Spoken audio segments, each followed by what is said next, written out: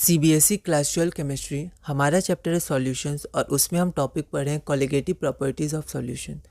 उसमें भी हमारा सब टॉपिक है डिप्रेशन इन फ्रीजिंग पॉइंट। अगला क्वेश्चन है question number 74।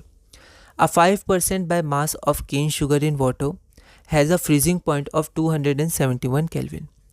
Calculate the freezing point of 5% solution by mass of glucose in water if the freezing point of pure water is equal to 273.15 Kelvin. Molecular mass of glucose is equal to 180 AMU. Molecular mass है तो AMU unit या फिर ग्राम per मोल। तो यहाँ पर molar mass भी आप ले सकते हैं क्योंकि वैल्यू सेम होती है, दोनों की न्यूमेरिकल वैल्यू आपका यूनिट्स अलग होती हैं। And cane sugar, molecular mass of cane sugar आपका 342 AMU या फिर मोलर मास में देखेंगे तो ग्राम पर मोल।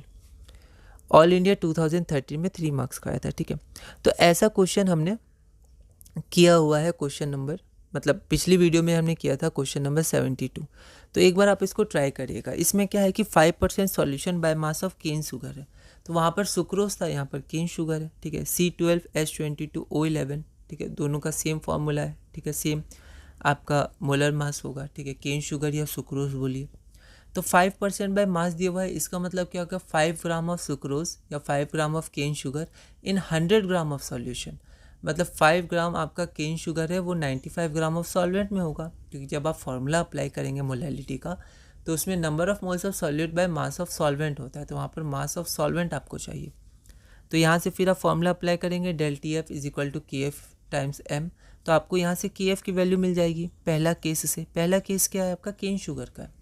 उसके बाद यहाँ पर आप KF की वैल्यू ग्लूकोज के केस में अप्लाई कर सकते हैं। क्यों कर सकते हैं? क्योंकि यहाँ वाटर है।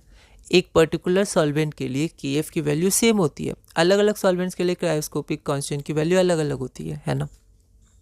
तो यहाँ पर आपका 5% सॉल्यूशन है मास का, तो 5% solution by mass of glucose in water. तो यहाँ पर हो गया 5 gram of glucose in 95 gram of water.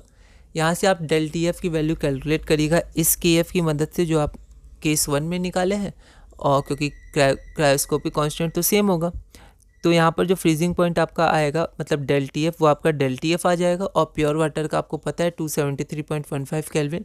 उसके बाद आप आगे बढ़ सकते हैं। ठीक है, 273.15 माइनस डेल TF जो आपका सेकेंड केस से निकलेगा। ठीक है, तो एक बार आप इस क्वेश्चन को ट्राई करिएगा। फ्रीजिंग पॉइंट आपका जो आंसर आएगा वो आ जाएगा 269.065 केल्विन। अगला क्वेश्चन है क्वेश्चन नंबर 75। तो अब कुछ क्वेश्चन है जो आप बना सकते हैं डायरेक्ट फॉर्मूला बेस्ड क्वेश्चन से तो हम लोग डायरेक्ट देखेंगे। 45 gram of ethylene glycol C2H6O2 is mixed with 600 gram of water. Calculate the freezing point depression and the freezing point of the solution. तो आपको डेल TF निकालना है और TF निकालना है। ठीक है, KF दिया हुआ है, डायरेक्ट फॉर्मूला बेस्ड क्वेश्चन है, दिल्ली 2015 में 3 मार्क्स का आया था, तो इसको आप एक बार बना लीजिएगा। फॉर्मूला बेस्ड क्वेश्चन है। क्वेश्चन नंबर 69 में जो हमने सबसे बेसिक क्वेश्चन किया था उसके अनुसार ही आप आगे बढ़ सकते हैं। बस उस फार्मूला में आपका वेरिएबल अलग है, वरना आपका सब कुछ सेम है। ठीक है, आप कैलकुलेट कर सकते हैं। तो आपका जो डेल TF आ जाएगा पार्ट 1 में फ्रीजिंग पॉइंट डिप्रेशन वो आपका आ जाएगा 2.25 केल्विन, और उसको आप 273.15 से घटा सकते हैं, है ना, क्योंकि यहाँ पर वाटर है, उसका फ्रीजिंग पॉइंट क्या होता है 273.15। तो आपका TF जो सेकेंड पार्ट है आपका फ्रीजिंग पॉइंट ऑफ सॉल्यूशन आ जाएगा 270.75 kelvin freezing point of the solution. ठीक है, ये हमारा अगला क्वेश्चन है 1.00। यहाँ 100 नहीं है, 1.00 है। ठीक है, मतलब 1 gram of a non electrolyte solute when dissolved in 50 gram of benzene lowered the freezing point of benzene by 0.40 kelvin. Find the molar mass of the solute. KF of benzene है 5.12 kelvin kg पर मोल। यह question all India 2013 में 3 marks का आया था। ठीक है, अब आप यहाँ ध्यान दीजिए, ये बिल्कुल basic question formula based question है। ठीक है, यहाँ पर बस सॉल्वेंट बेंजीन है, कोई दिक्कत नहीं, उसका KF पता है, उसका गिवन मास हमें पता है, तो मोलैलिटी में हम लोग kg में चेंज कर देंगे। और हमें सॉल्यूट का भी मास पता है, उसका कोई नाम नहीं दिया है पर नॉन इलेक्ट्रोलाइट है। ठीक है, और डायरेक्ट हमें मास पता है, तो अगर हम लोग 2 माने उसको तो M2 बराबर 1 ग्राम। ठीक है, और हमें चाहिए मोलर मास, तो डायरेक्ट फार्मूला में हम लोग पुट कर देंगे। तो ये क्वेश्चन आप ट्राई कर सकते हैं। फॉर्मूला बेस्ड क्वेश्चन है। डेल TF क्या है 0.40। यहाँ थोड़ा लैंग्वेज दिया गया, lower the freezing point of benzene मतलब सॉल्वेंट।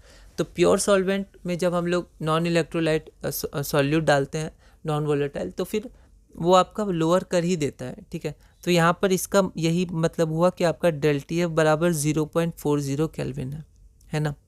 तो डेल टी एफ बराबर का फॉर्मूला ये होता है, ठीक है, डायरेक्ट फार्मूला, चाहे आप ऐसे कैलकुलेट भी कर सकते हैं, del T F directly proportional to M, फिर ऐसे करके आप डायरेक्ट फॉर्मूला भी अप्लाई कर सकते हैं, है ना। मार्क्स के हिसाब से आपको कैसे करना है वो आप मॉडिफाई कर सकते हैं, ठीक है। तो डेल टी एफ का ये हो गया। अब यहाँ पर आपको सब वेरिएबल्स की वैल्यू पता है, बस m2 की नहीं पता है, तो 1 इक्वेशन 1 वेरिएबल, तो आपकी m2 molar mass of solute का आपका फॉर्मूला आ जाएगा 256 gram per mole. Therefore molar mass of solute is equal to 256 gram per mole, जो हमारा रिक्वायर्ड आंसर है। ये 77 हमारा अगला क्वेश्चन है। एक बार आप इस क्वेश्चन को ट्राई करिएगा, अगली वीडियो में हम इसे सॉल्व करेंगे।